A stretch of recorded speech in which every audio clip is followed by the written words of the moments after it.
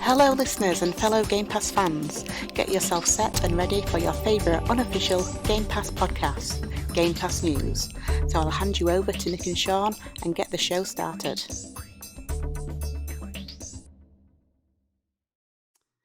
Welcome, my Game Pass friends. This is Nick, and my co-host Sean is here in Scotland. He's not even in Britain, and he's not even in the UK anymore. He's in Scotland on a vacation, but he's so committed that he brought all his stuff with him so that we could do this together.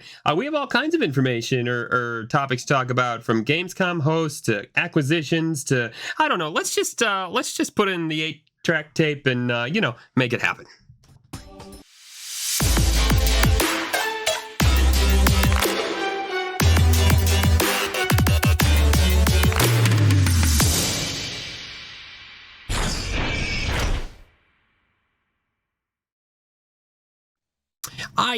I was gonna roll over all this stuff we're doing and talking about, and I was like, you know what? They'll find out. They'll find out when they listen to it. Sean, how you doing, man? How's vacation? Yeah, it's good. I'm really good. We're enjoying a lot of outdoor fun and activities. We went to have a look at went for a walk in the local village to have a look at a suspension bridge that was built in the late 1800s, only to find out that last year in the floods that they had around here, it washed the bridge away. So we walked 5 kilometers for fun with kids that were very, very, very fed up of walking in the heat. So. And you're like, but kids, there was an amazing thing that was here once. Just imagine it. And then today was a beach day, so we're all very much covered in well, we were very much covered in sun, but now we're very much covered in sunburn. I've managed to burn the tops of my feet. Nice. Eldest daughter Jay has burnt the top of her feet, and Lindsay's literally just left the room now, and she is very brown. So, yeah. Do you got to lather your head up, by the way? When you, I do. Factor 50 on the old chrome dome. Yeah, get rid of the reflects the sun. Yeah. So, but it was fun. There was a light where we went today. It was called Southern S. They have a lighthouse there. It was built in the 1700s, first lit in the 1800s. Well, literally the beginning of the 1800s, and was then decommissioned in the 1980s. But it still stands, still there. You can't get in it. It just looks very good while you're there. So, but we did a lot of stuff. We caught some crabs. We saw some sea anemone. Just generally had a fun day down at the beach. Taught the kids about a few things, which was cool. Like all the different stuff to do with like the sea, because where we were was very fast tide. So we got there about 10:10. And the tide was about a kilometer out, and an hour later, the sea was literally less than 500 meters in front of us. Oh wow! So like they learned very quickly that it came in quick. So I was teaching them all about referencing points and making sure that if they were in the rock pools, that they were keeping an eye on how deep they were getting and to keep moving back. And exactly the same for when it was going out, because Logan's only still quite little, so if he was to get caught and get dragged a little bit, he could be pulled out. So it was just making them aware of how to be safe around the water, which was cool. Good day. How about you? You've had a bout of the old C19. Yeah. Started actually the night we got done podcasting. This is the weirdest thing, man. Like, I got down here and I was like, I'm feeling cold, but it's the basement. So the basement's cold. That happens. But man, by the time we were done, like, I was like, I got to get upstairs and like under some blankets because I am frozen. And then when I got under the blankets, I realized like, oh no, I don't think this is like basement cold. This is like, I think I have a fever, maybe cold. And yeah, it was a rough night. And then I woke up and took a COVID test, and sure's enough. And then 3 days later, the kids, whoops, my bad. 3 days later, we tested the kids, and sure's enough, they got it too. So, my wife actually has been able to dodge the COVID bullet at the moment, which I'm very happy for in a way. But the bummer is then she can go out and she started school this week. So she goes, as she does have to work. They're like, well, yeah, if you don't have it and you're not showing symptoms, then come on in. Not like the old days, right? When it was like, hey, you're around somebody who's got it, so you need to stay home too. So So yeah, she gets to leave, and then I'm stuck with COVID, with the two kids with COVID. So that's unfortunate, to be honest. But we've been making it, and we're all on the upswing. We're in the annoying part now, because the kids have to like stay home and all that stuff, but they are still full of energy. Like, they are no longer like, and so it's like they are sick, but they don't feel sick. So they're like, let's go, let's do something, blah, blah, blah. I was like, no, we can't. You have to stay here. So yeah. Oh man.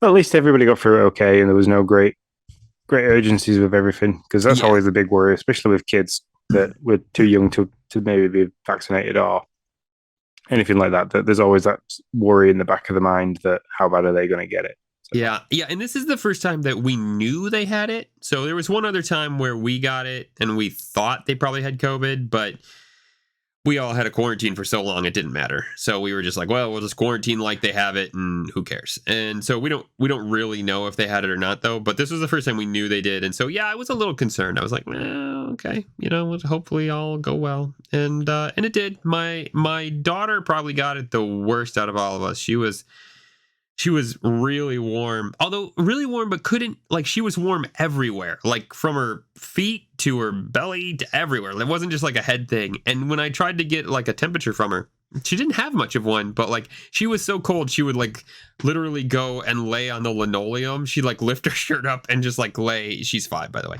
She'd lay on the linoleum like with her hands out. I'm like, sis, what are you doing? And she's like, I'm hot, and this linoleum's the coldest thing I can find. And I was like, all right, well, I'm not gonna tell you not to do it. You do what makes you feel good. You're sick, man. Whatever you want to do. So yeah, but yes, you are right. All is well. We are better. Yeah. So before we get into the top stories, for anyone that's listening via this as the podcast, if you can reach out to us and tell us if you notice a difference in Nick's voice quality or just voice sound in general this week.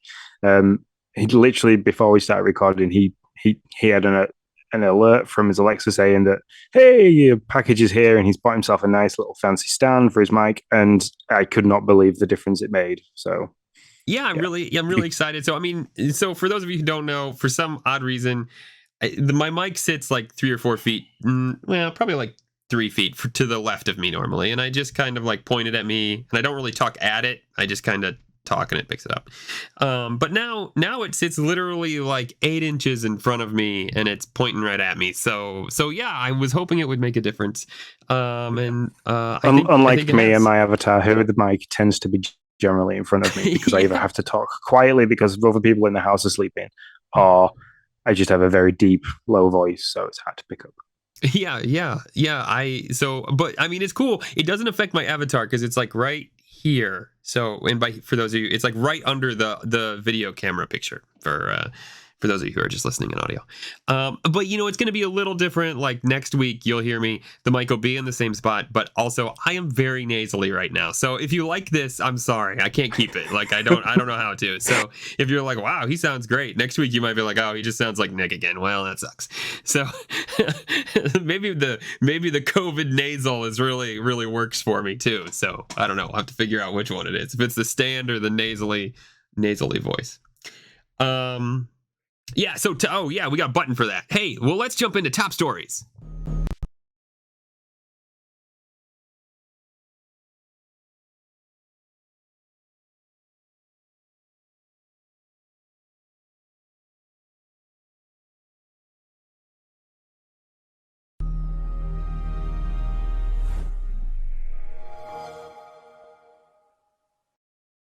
Sorry, people. It's definitely top stories. I don't know, man.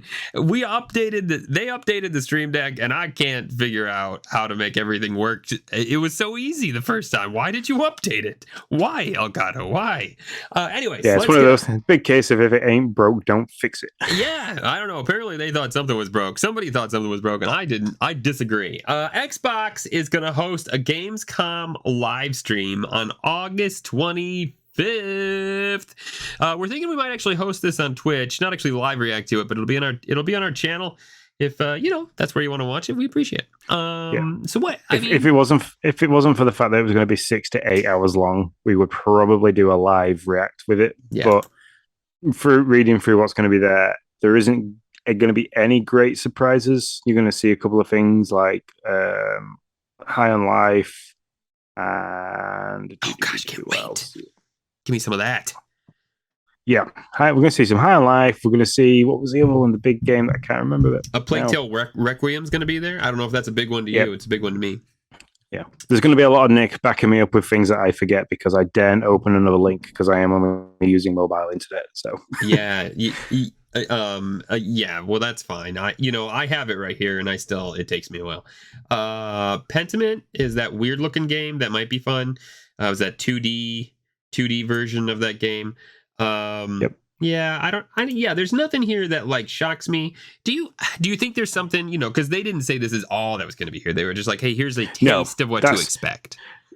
Yeah, that's just a list of things that are definitely going to be there. I mean, you can still expect there to be a small surprise because, it was August time last year where we kind of got a couple of last minute surprises from Xbox. Mm-hmm. So we could see that again. We might not. I hope so.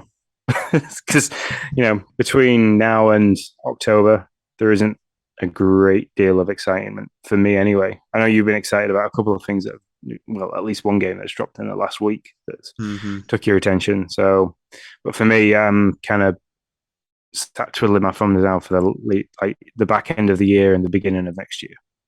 Yeah. I mean, I would agree with you. I don't see much. I mean, October's the month, right? Like that's the month when a bunch of stuff drops, like High on Life and all that stuff. So, but until then, yeah, it's a little. It seems a little dull. Like we're missing some stuff. But now you know how Xbox is nowadays. They used to give this roadmap that was at least like 2 weeks out. So like we would be looking at, and that was great, by the way, Xbox. If you want to go back to that really helped us out. Big time. But now they don't. Now they're like, hey, guess what just came out? Guess what you can play right now? Which is fun. Like I don't lie. I don't deny it. It's fun to be like, whoa, what? That just came out? Cool. Okay, I'll go check that out. But they don't but then when you're trying to plan content to create, it becomes a fucking pain in the ass because it's literally like Animal Crossing all over again. So we used to sit there and predict, oh, we're going to see this, and we're going to see that, and then literally an hour after we finished recording and had that podcast go live, it was like, oh, look, Nintendo just dropped all this stuff. For fuck's sake. Yep. Yeah, it's 100% true, and it's so it's weird. So we're obviously going to have more in August and September. I'm sure there's going to be some good surprises. Leading into that, though, and to is there going to be a Gamescom surprise? Everybody lost their living mind this week when 30 games, including Elden Ring, appeared as cloud games. And I mean everybody, Idle Sloth, all the people who report or get jump on stuff right away. They were all on it. They were like, there are clouds appearing on games everywhere. No pun intended. It's gonna be raining games, basically. And then Xbox just threw a bunch of cold water on that and was like, hey, that's a bug. Sorry, we're gonna fix that. None of these. Well, I don't know if they said none of these are coming. They just said, yeah, that was unintended. It was a bug, which made me wonder, was the bug the fact that the cloud appeared at all? Or was the bug the fact that the cloud appeared right then? Because they didn't specify. You see, the optimist in me says that the cloud is there in the future, and it just appeared too early. But the pessimist in me is like, no, they just fucked up. Yeah. Sorry. Yeah. You screwed that up. But now, yeah. But I mean, that would play really well into the fact that we're going to see some form of device. Like last week we talked about Logitech getting involved to make a handheld device that was purely cloud-based. So this would play really nice into that. And I mean, if they were doing a pre-alpha test with just, a control group for the handheld system and the cloud connection, and they had to kind of run this properly and have a server that ran it, to have the two servers piggyback and handshake and accidentally get out, that would fit really well. So yeah, but that would be nice to see. And so I couldn't imagine how well Elden Ring had run on a cloud service.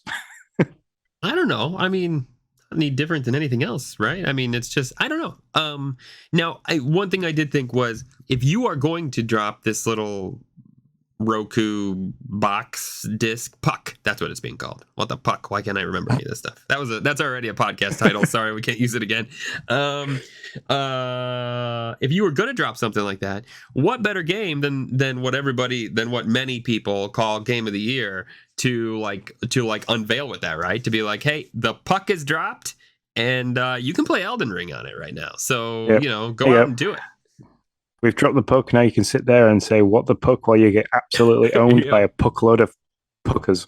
It's, Yep. Mm-hmm. I mean, I'm not gonna lie. When I saw that, I was like, well, of course Elden Ring's there, because I paid like $60 so that I could not play it. So of course now they're gonna bring it out on some system that I could play it on. So if they do this, if they do this, I assume it will be for, well, even for Spoken's on this list. I don't understand this. This doesn't make any sense. That has to be a typo. Yeah. So there's a lot of games on this list, like Call of Duties, which would make sense, Cyberpunk, Dying Light, Elden Ring, Far Cry 6, Godfall, Soul Hackers, The Quarry, which just came out and everybody's raving about. I don't know. Is likely a bug that we're never seeing these games, at least not anytime soon on this system. So, but we can hope, and we shall, because we do. That's right. Another big thing that everybody's been talking about, wondering about, the 100 million buzz for Game Pass. Now, let's be honest, this is they're a quarter of the way there, maybe getting close to 30 million, but they didn't specify that. They just said that their subscribers have been growing rapidly. I'm gonna guess they're not at 30 million, because knowing Xbox, I think I said this last week, they would have said we've hit 30 million. So 100 million buzz is hot right now. People are asking, is it going to get there? What's it going to take? Can they get there? Will the Activision deal get them to 100 million, Sean? Well, I mean, last time we kind of sat down and we talked about the amount of people playing Activision style games. It was in the 125 million people that used to play Activision games. Yeah. So, yeah, if those people that don't already own things like the Call of Duty Vanguard, if the next Call of Duty is going to be available to play via Game Pass without a purchase of the game, I can see that one game take them from 25 million to close to 100 million. So 100 million, I get access to this amount of games, but I can play this game that I really want to play, and I don't have to spend £75 for it. I can get 3 months free, or 3 months for $1, which, then if you add the rest of the year, which is 9 months at $7.99, is still not even the 75 that I'd spend on the game. It's a no-brainer. You're saving, and you've got this other catalog of games that you can play if you're not, if you don't want to play Call of Duty. Mm-hmm. So it depends on how they do it. It depends on how well the backlog of the back catalog of games Activision have got, so like the Tony Hawks or the back catalog of Call of Duties that are there. Depends on how well they get received by other Game Pass fans or Game Pass subscribers and people outside of the subscription service. All depends on how they kind of take that. I mean, for me, if I hadn't already got Game Pass and Activision was coming and I wanted to play the back catalog of Call of Duty games, and I wanted to play things like Tony Hawk, Spyro, Crash Team Racing, all the Crash Bandicoot games, then it's a no-brainer. It's a cheap and easy solution to get those games without having to go out and buy them. Because, I mean, some of the Call of Duty games still hold their money. So even the previous Cold War is still like 40 quid over here. Mm-hmm. So, yeah, I don't think it'll get them to 100. I think they'll sail to 50 pretty easy with Activision, and they'll probably top out somewhere between 50 and 75. That's my assumption. Now, if they can get what about a family plan though? If the family plan comes out and coincides with the Activision, the end of the Activision, the deal, basically the closing of the deal is around Christmas time, and they bring the family plan out at the same time, does the amount of subscribers count for the amount of people in each family? So if they have totally. if they get one, but if they get one family plan used, does that automatically say, oh, well, we've got at least 4 subscribers? No, I don't. I mean, I hope they don't do that. That seems pretty. Oh, that's what the accountants call window dressing the numbers. So hopefully they don't do that. No, I think they'll give you the true count of subscribers only if they have to by some regulated rule. I think, but you're right. I mean, there are people that'll hop on the plan. We talked about this. I don't know how many, but there are people that'll be on the plan. Maybe between the two, they get to 75. But I don't even know if they'll make that, to be honest. That's just so many people. If they do, here's the thing: if Activision rolls in and everything kind of goes like it should, where all those games start dropping onto Game Pass, or not like it should, but like we assume it will. All those games start dropping on Game Pass. The family plan rolls out. The puck comes out.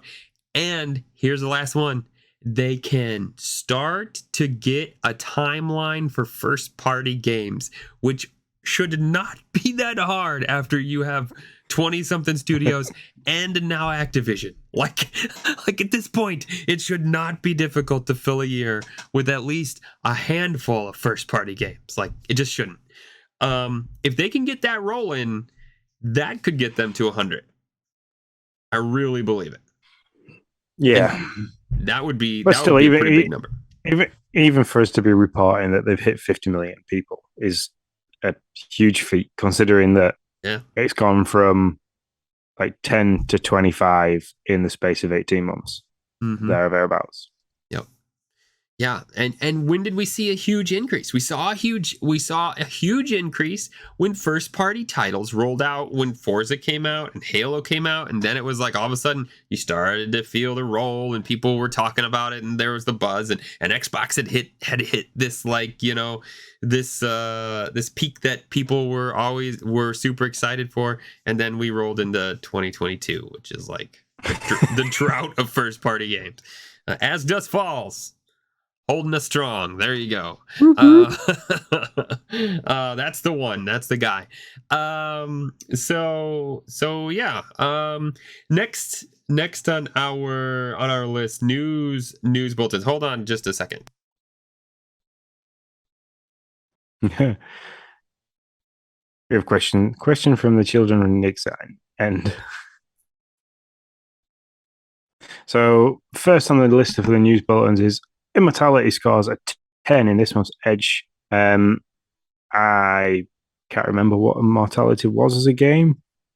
So, it's where you don't die, Sean. I mean, it's that obvious. I'll give you a rundown. I'm just kidding. I don't know either. Gosh darn it. Children coming down here being all whatever. I tell you, an upcoming interactive film. Oh, this is the Sam Barlow game. The interactive. Okay, yeah. My bad. Is an upcoming interactive film video game developed by Sam Barlow. Yeah, there you go. I tried to play a Sam Barlow game. I can't remember which one it was now. Was it Her Story? Did you try Her Story? No, it was the other one. Telling Lies. Then Telling Lies. I tried that, and I had no idea what I was doing. So I didn't enjoy it.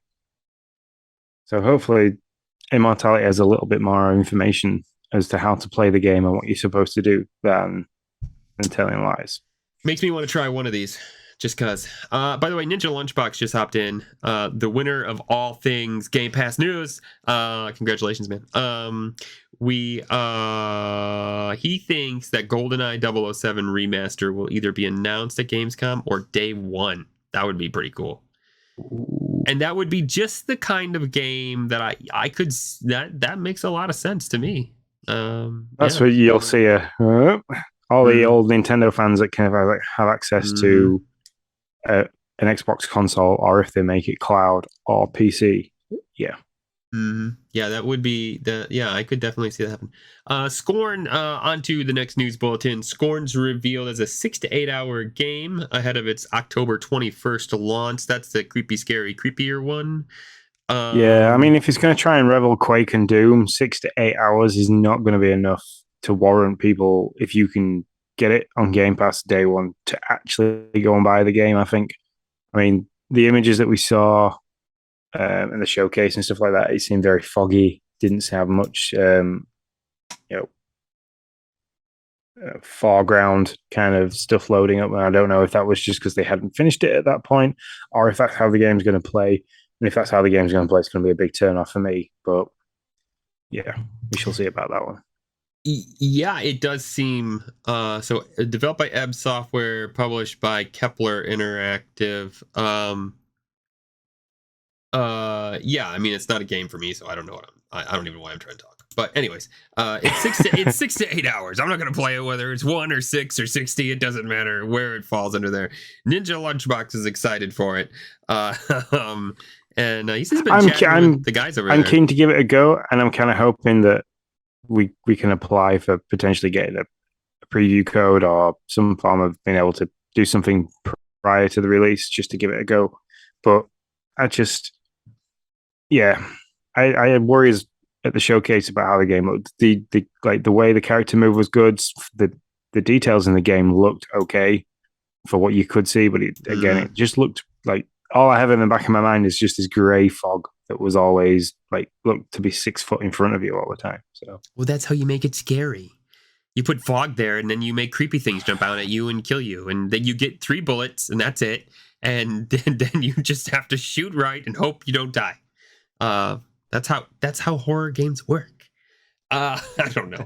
Stormwright and Inkle Naughty revealed to be games coming to Game Pass. Lots of games coming. A Souls-like Moonscar just got dropped as a Game Pass game that'll be coming next month. These don't have real legit dates on them, but this is Stormwright's an open world action RPG set in a dark fantasy medieval kingdom of Redreach. This actually, I mean, just by reading this, I'm somewhat interested. Start your journey as a young squire in a small town entangled in an ancient war. So yeah, I am somewhat interested to play that. Inkle Naughty sounds like Splatoon meets the Illuminati. Just from the title. I can only go off the titles because, again, I daren't Google anything because I don't want to interrupt the connection. Yeah. Inkle Naughty is a turn-based strategy medieval game. Wait, I can't. I was trying to paraphrase, but I can't because it's too weird. Inkle Naughty is a turn-based strategy with medieval animals inspired by 700-year-old real-life medieval marginalia? I don't know. In Inkle Naughty, what rabbit hole have I just gone down? In Inkle Naughty, you are the master of living ink, also known as the titular Inkle Naughty. I don't even know if I'm saying the game's name right about this. You are part of a legendary group who battle one another on the pages of medieval manuscripts. Less interested in that, but it could be good. I'm not saying it's not. I'm just saying that one's a little different. Anyway, so next time we have a Game Pass news showcase, if we can find a trailer for that, shall we include them in that so we can talk about it? Because we know we haven't gotten this week because there isn't anything really new and exciting coming next week. So. Yep. Yeah. We could do that. Those games are well, I guess they're still 2022. So that's what Inkle Naughty is, and I don't have Stormwright for some reason. What? Okay, so Fall Guys dropped that they will have a crossover with Sonic. I gotta open that up. I got to 100 this season, and I was like, all right, I'm good, I'm done. And I mean, I know they have the mini events every week or 2 weeks, but I wasn't gonna go back. I needed a Fall Guys break. I was playing a lot, and so I was good to get my level 100, get my free next battle pass, and kind of call it good for now. So. But I might check it out. Yeah, I've not played Fall Guys for a while, and we brought the Switches with us. I brought the OLED, and my daughter brought a Switch Lite, and we were she was like, "Oh, we'll play some Fall Guys this afternoon." And I was like, "No, we won't." She's like, "Why not? I've got my Switch. You've got your Switch." I was like, "Yeah, but you've got no internet. Can't actually connect to anything to do anything." She was like, So she's been playing Minecraft Dungeons when she's having 5-10 minutes to herself in Minecraft. So Yeah, yeah. Fall Guys with Noah came and went like that. Like it was like he was out. So we'll see. Right now, he's all about Splatoon.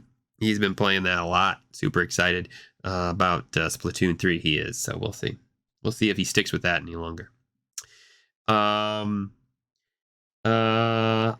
man. Ninja Lunchbox said he's still playing Multiverses, and I didn't get to it. I wanted to, and I didn't get there. But we'll chat about that in a second. After the last podcast, I played that for a little bit that evening, and then played it again the day after, and I won the first 1v1 game. I won that twice in a row, which was fun. So I've learned Superman is quite pretty much the character I like to use for now.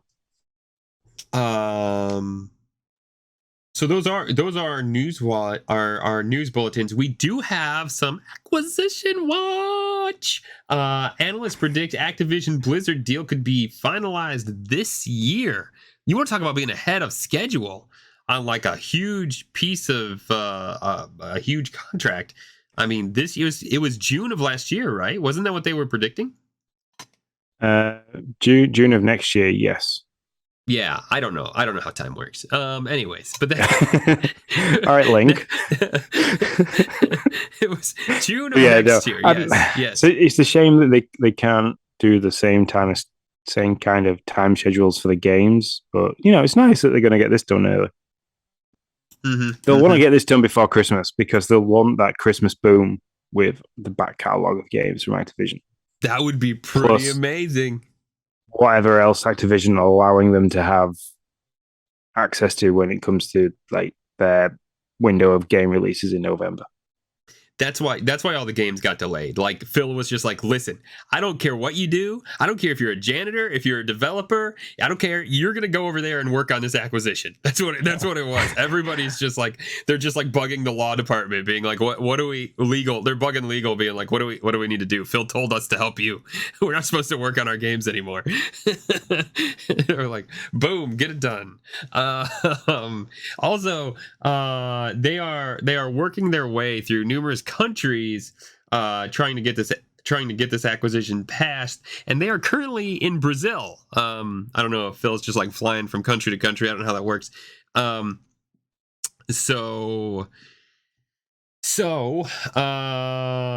they have to go in front of the Council of Economic Defense and defend why they think their acquisition should go through in Brazil. And apparently Sony has released a what do we want to call it? Sony has released objections to why Microsoft's Activision Blizzard buyout should go through. I don't know if they're doing this in every country. I imagine they would.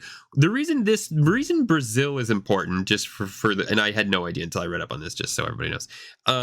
Brazil is an important country is because their process of getting this acquisition through is public, which they're the only country which y'all, we should all start taking more from that when it comes. That might be the only thing we need to take from Brazil, but we need to take that from Brazil. Like make our process public so we can all have some fun and see what's going on. Anyways, in this rebuttal of why Microsoft shouldn't be able to have shouldn't be able to acquire Activision, they state that they think that Microsoft owns 60 to 70% of the subscription market, which I thought was pretty impressive. I wouldn't have thought that it was that high. Yeah, but the thing is, that's just bitterness from Sony, because of course they're going to own that much more of the subscription service market, because they've had the subscription service going for a hell of a lot longer. So if 60% of the people in the world own an Xbox, they're going to be part of the subscription service potentially. Yeah. So makes perfect sense. Sorry, Sony, you were late to the game. You seem to be doing quite well with your game by all accounts, but you were late to it. So shut up and sit back and yeah. I mean, I totally agree. They're like Cranky Kong, at the moment, being like, well, listen, get off this lawn. Come on over to our lawn where we are obviously winning. Don't do that. Do this. You're doing things slowly when Nintendo beat you to the punch. Yeah, So and Xbox did Game Pass. Nintendo went, hey, look, we can just get like this family service, and they get extra games, and there's this thing where we can like nostalgize all our games and play them as an emulator on our That's a good idea. Let's do that. And then Sony have kind of gone, Nintendo have done something before us. Again. Yeah. So Ninja brings up the other part of this article, which I don't talk about this. I'm gonna have a moment on this. So they're in this article, in Microsoft's rebuttal to this, they say, well, but wait, listen, Sony's been blocking rights for certain games to be on Game Pass. And so, I mean, at first I was like, say what? That's ridiculous. But isn't that just a worse, like, it's just a bad way to spin it, which kudos to Microsoft. That's the whole point of these things. Like, to say you've been blocking rights, paid for blocking rights, it's really just saying you've paid for exclusivity, which these companies do all the time, right? I mean, is there a difference between paid exclusivity and paid for blocking rights? That's my question. Or is it just the same thing said differently? Paid for exclusivity, yes. To blocking rights is different because you're paying for that game to come to your console, to only be able to play that game on your console either permanently or for an allotted amount of time. But then you don't monopolize it in the sense of that anybody that's on your subscription service can get to it. You still have to go and buy the game and give that money to the developers and the publishers straight away, rather than going through Sony to do it or through Microsoft to do it.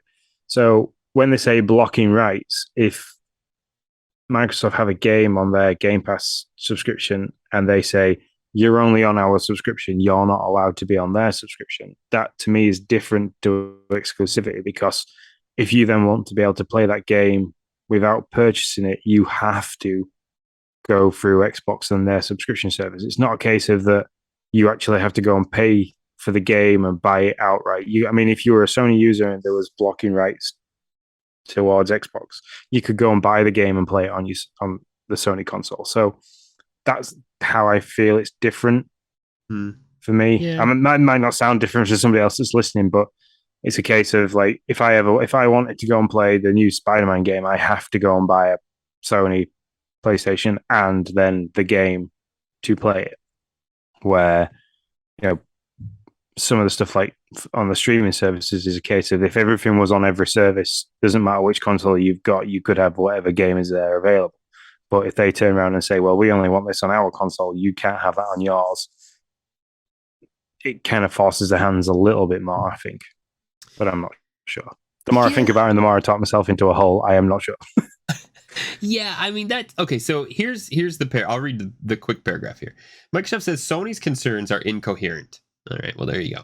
Given that by virtue of PlayStation's dominant market share, the company is a leader in the distribution of digital games, especially when, as Microsoft claims, Sony has actively hampered the growth of Game Pass by paying for blocking rights to prevent developers from adding content to Game Pass and other competing subscription services.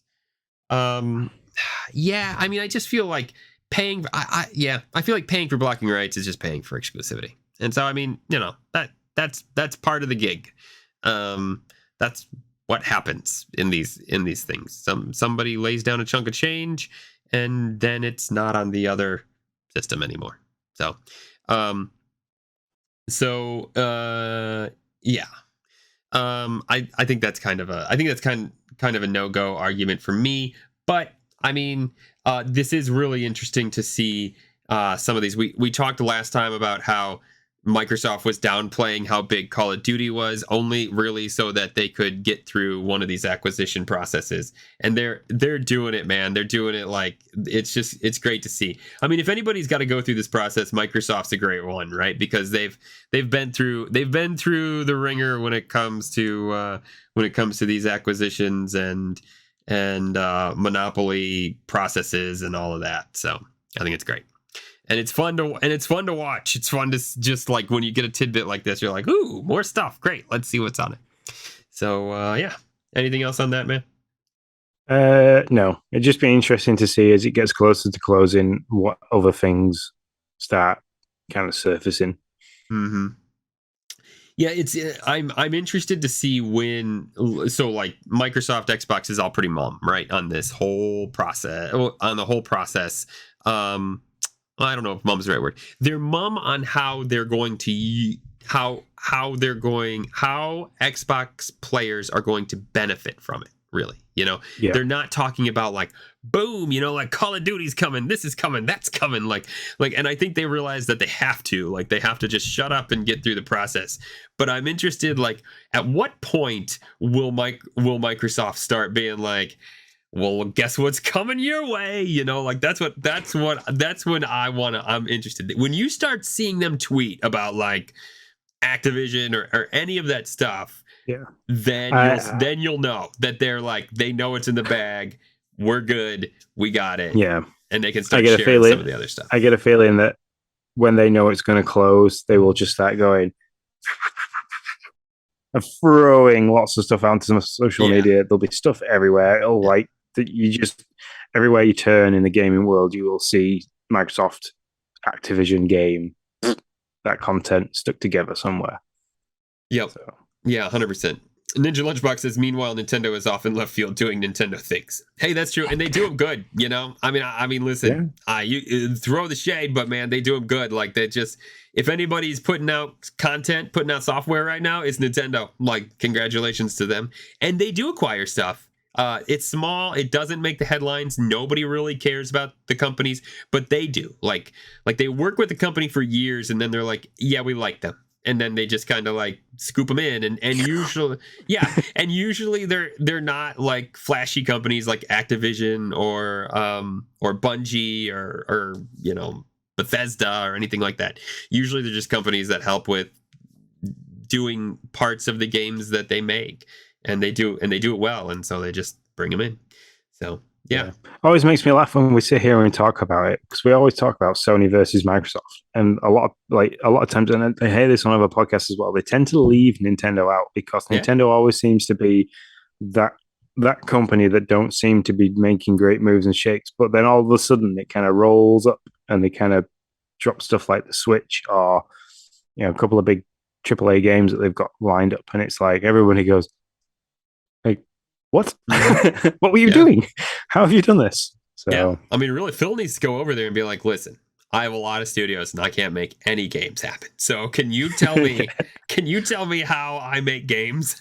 How I put games on the calendar and make them actually come out on time? Please, anything you got. I mean, we talked about it not too long ago, but like with Xenoblade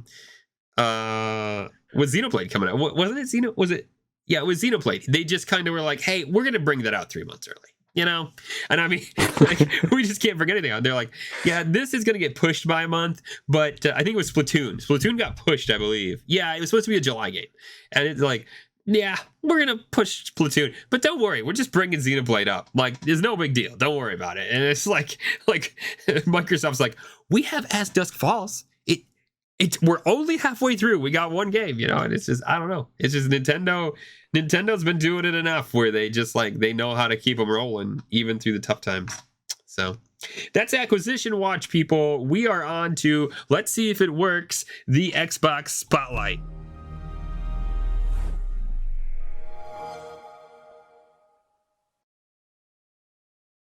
And if you were like, dang, I heard that last time. Yeah, you did, because the top stories didn't play. So I just pushed all the buttons until one worked. But, this one works. The old Stream Deck. Just give it the old slap. Sean, why don't you go first? You've been playing one thing. Yep, I have been playing one thing.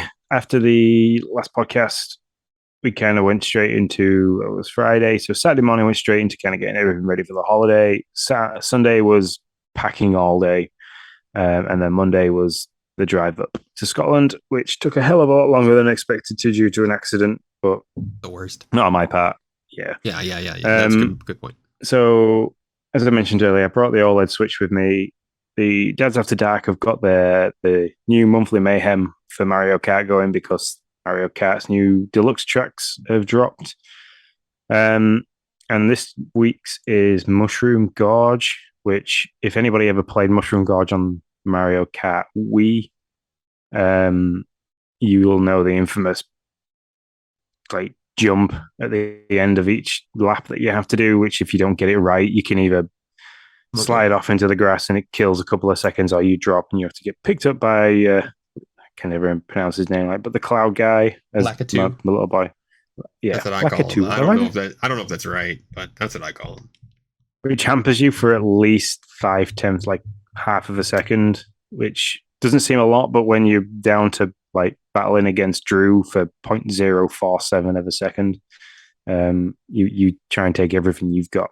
So that's all I've been playing. I've had 3 good goes at the time. The time that I've got is my best time I can possibly get, I think, because as you listen to this as a podcast, or as we're recording it now, it's pretty much today is the last day to get those in. So I'm expecting to wake up in the morning to a lot of disappointment and they've slowly moved down the charts as everybody drops their hidden times that they've not been uploading as ghosts because they're all sneaky bastards. But I have a title to claim, so the next one I'll hopefully be able to put a bit more time in and make sure I don't get beaten because I don't like losing.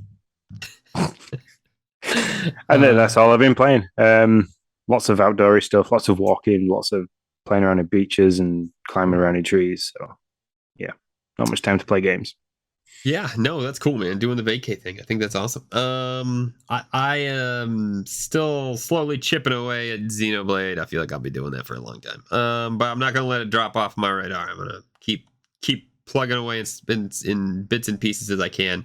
The fact that I gotta really like be able to watch the cinematics is killing my time though, because when I play with the wifey, obviously that doesn't work. Also on the Switch, I am playing Lego City Undercover with the kiddos. I think we're about done with that game, which will be good because that'll be the first game in like 2 months that I've added to the beat list. It's been a long time.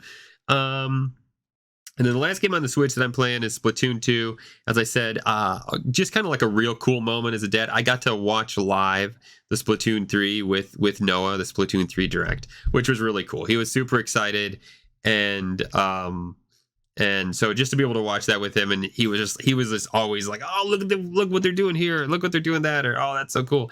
I was really excited. So we were both buying a copy. We'll see how long that lasts and how long we stick with it. And I won't lie, Noah's better at that game than I am, for sure, like 100%. So I just kind of tag along. 2 Point Campus started. I played that on when it came out, which was I think Tuesday. Now that I'm trying to remember that, yeah, it was Tuesday.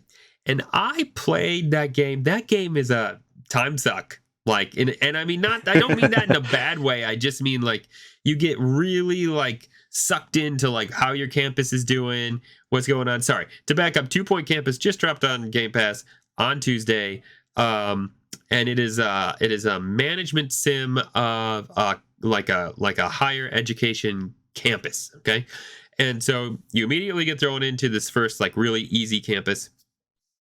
All you have to do is get 1 star, and they show you the objectives on the top right hand side of like what you got to do. Once you get to 1 star, you can move on to the next one, which I did to that one, and it's really cool. Like you get to make the classrooms, you get to put stuff in the classrooms like you want. You can decorate the classrooms, which all kinds of different things. A lot of those decorations help your campus score and help that class's ability to learn. So yeah, it's really neat how that works. Ninja asks, is it like The Sims? No, I would not call it like The Sims because you're not focused on one student. You're focused on this campus as a whole. But I mean, time does, like you go through each year 1, 2, each school year, and they have classes. I'm trying to think of one. It's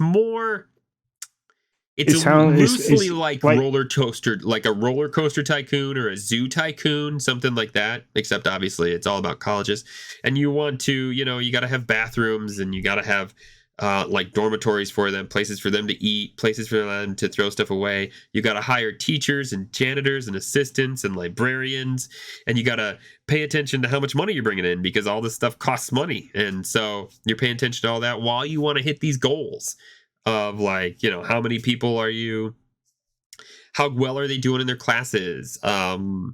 Geez, how well is the hygiene like level in the campus? Like, how dirty is it? Can your science team, if you can schedule like school dances and things, school events, like student events. Also, how the morale's doing. Yeah, how the morale's doing as well. Like, are they entertained?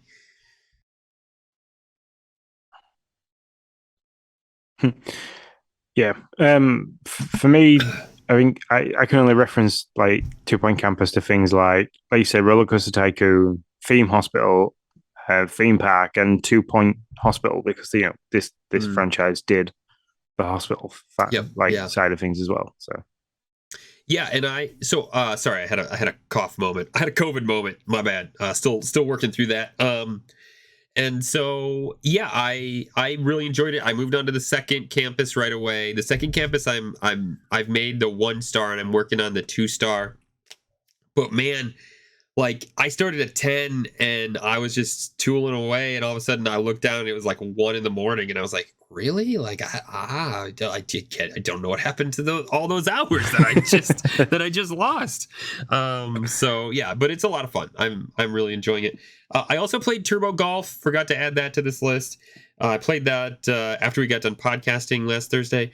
I really liked it. It's too much like, and I said this last time, it's too much like Rocket League for me to probably really love it. Yeah, I kept getting my butt kicked by a bunch of people who were better than me. My ball kept falling off the course, and yeah, it was a problem. A lot of did not finishes, unfortunately. I should give it another go, because I was very cold and kind of starting my COVID journey at that point. So yeah, I didn't know. Say that evening you came in like really hot and like all the energy in the world, and then we were kind of on together as you were playing Turbo Golf, and I was kind of like, could kind of hear the voice trailing down. And I was like, he's either not enjoying the game or he's just tired. Yeah. I'm not certain. I'm definitely tired. Maybe I thought I wasn't really enjoying the game, but maybe I just wasn't enjoying the start of COVID and I didn't realize it. So we'll see. But that is all I have been playing. On to the party chat.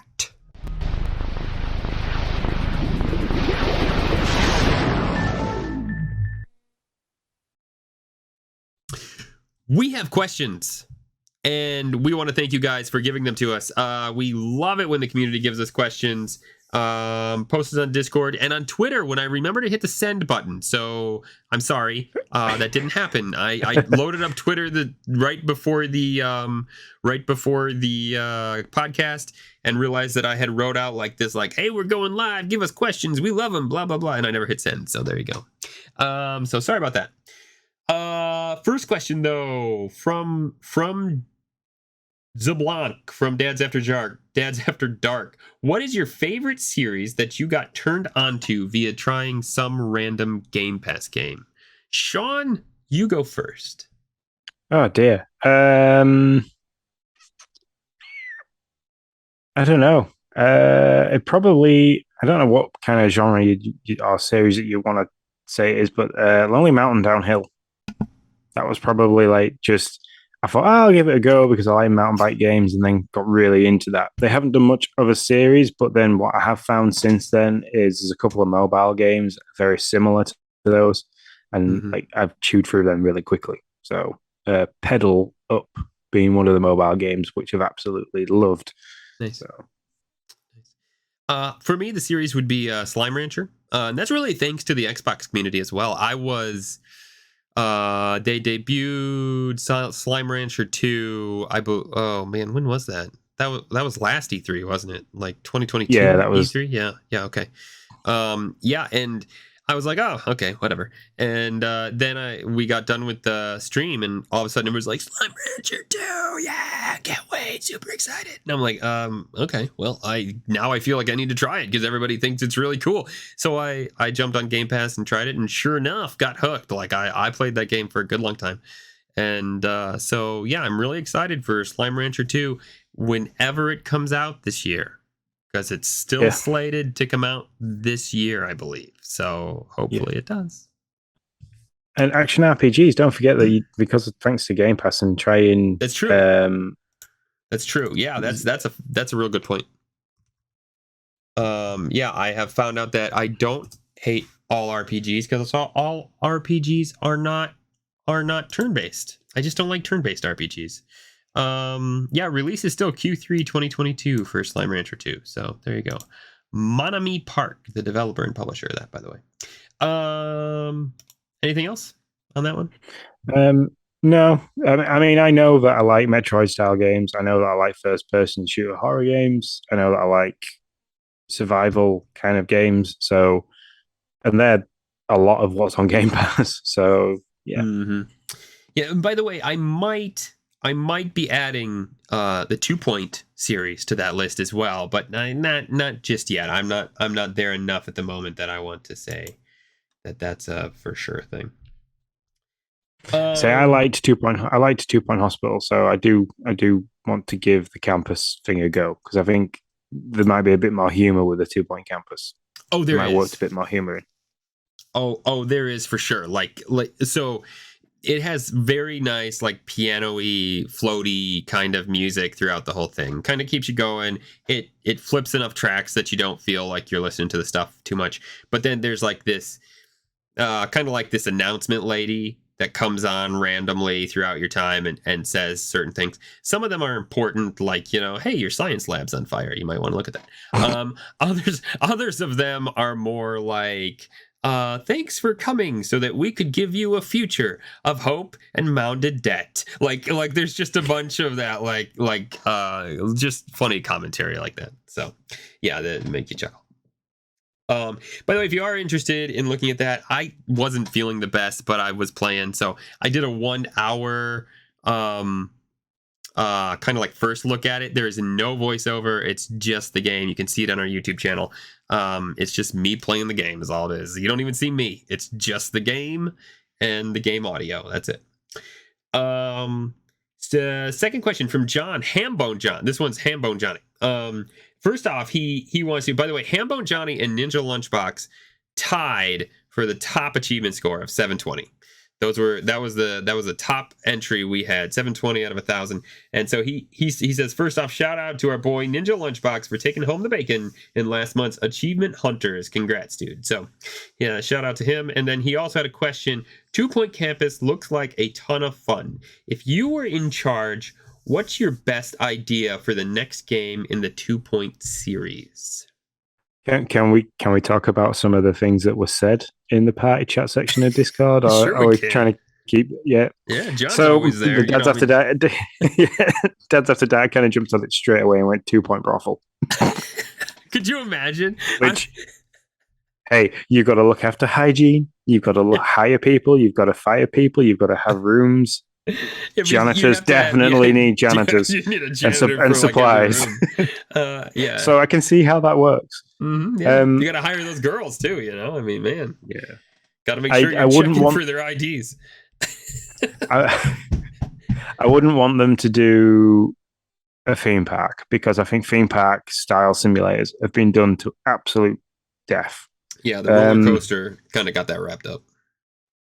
But like 2 Point Supermarket, like, you got to run a supermarket. You have a 2 Point mall. That'd be even better. Yeah. Big shopping center. You have different pop-up stands. You've got to kind of look after the hygiene of the whole center, manage your prices. So for me, yeah, I mean, like some kind of mall shopping center kind of thing I'd do. So this will be right up Hambone Johnny's alley, as I know him. A long time ago, and I loved this game. There was a game called Sid Meier's Golf. This game was so much fun. Like, you created your own your own golf course. You got to put the bunkers where you want to. If you made it too hard, people would be like, "Meh." And if you made it too easy, then you wouldn't get like the pros to come out and play. And you wanted to get like, you had to get so many people, and I don't know. I sunk so much time into that game, especially in college. I played a ton of it. So I would like to see 2-point golf, like golf course or golf or whatever. I think it'd be fun to make your own golf course. Got to buy the land, you got to keep the people happy, get the cart. And now you did that too. You put like little entertainment carts out there. You hosted you would host like events and stuff, like tournaments and all that. So yeah, I would love to see them do that again in a more modern setting, because Sid Meier Golf was a long. Let me see how long ago that was. See if I can pull that up. See that sounds like it'd be fun as well if you could include like having to build a mini golf course for like the kids' entertainment side of it. Yeah, Sid Meier Golf and Fire Access did that in 2002, so that's 20 years ago. So yeah, I'd love to see it again. That makes sense too. 2002, because I was a freshman in college, and I remember playing that game so much in college. Like, oh my gosh. Okay. So the next question comes from Neo Prime, which is Mr. Tim Olf. You take over Phil and rebuilt Xbox at the same point in time when he took over in real life. I think there's bits of that question missing. Yeah, I may not have copied it all, so that might be on me. Hold on. I'm going to the thing and doing the thing. I'm assuming he's going to ask like, what direction do you take it in? I was thinking.